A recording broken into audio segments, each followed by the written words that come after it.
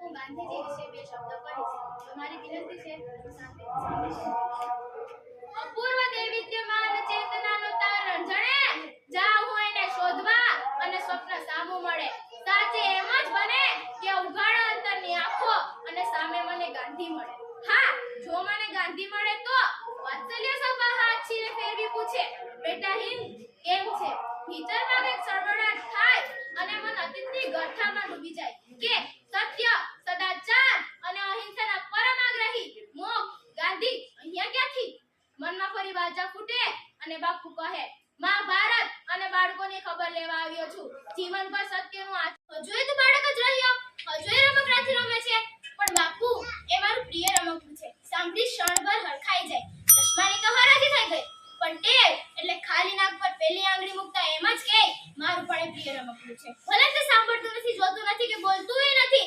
ક્યાં તો રમકડું વચમાં જ બોલી ઉઠે કે તમે તો ચાલ્યા ગયા બોલી રહે રામ. પણ જેવું પત્યું તમારું જીવન, એવો ખબર નહીં ક્યાં ગયો તમારો સંદેશ. ગુલામ માનસ, અનૈતિકતા અને વિદેશી વસ્તુઓના વાયરા તો એટલા ઊંડા ઉતરી ગયા 77 વર્ષોમાં કે સત્ય, સદાચાર, અહિંસા અને સ્વદેશ પ્રેમ માટે તો તમારે એકડો જ ઘૂંટાવવો પડશે. ભારત માતાની અનુપમ સંસ્કૃતિ અને લહેરાતી કસુંબલ ચૂંદડીને તમારા જ કેટલાક બાળકોએ સ્વાર્થની કાંટાળી જાળીમાં ફેરવીને ચિત્રે હાર કરી નાખી છે. બાપુ, મહાભારતની આ અવદશા થઈ છે તમારા ગયા પછી.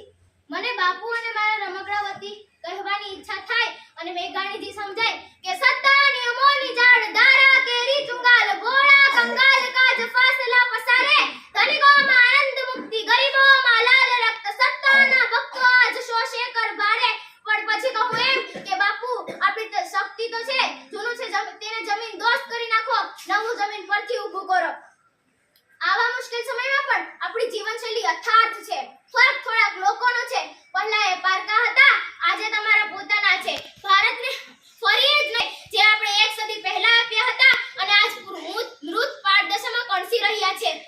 આવા મુશ્કેલ સમયમાં પણ બાપુ મને વધારે કશું ન કહેવા દેતા પોતાના મુખ પર પેલું બોખલું સ્મિત લાવીને એમ જ કે જ્યારે દીવા ધરે ને કોઈ, જ્યારે ઘનઘોર તુફાની રાતે બાર વાસે તને જોઈ, ત્યારે આપની વિજય સળગી જઈને સૌનો દીવો એકલો થાને રે.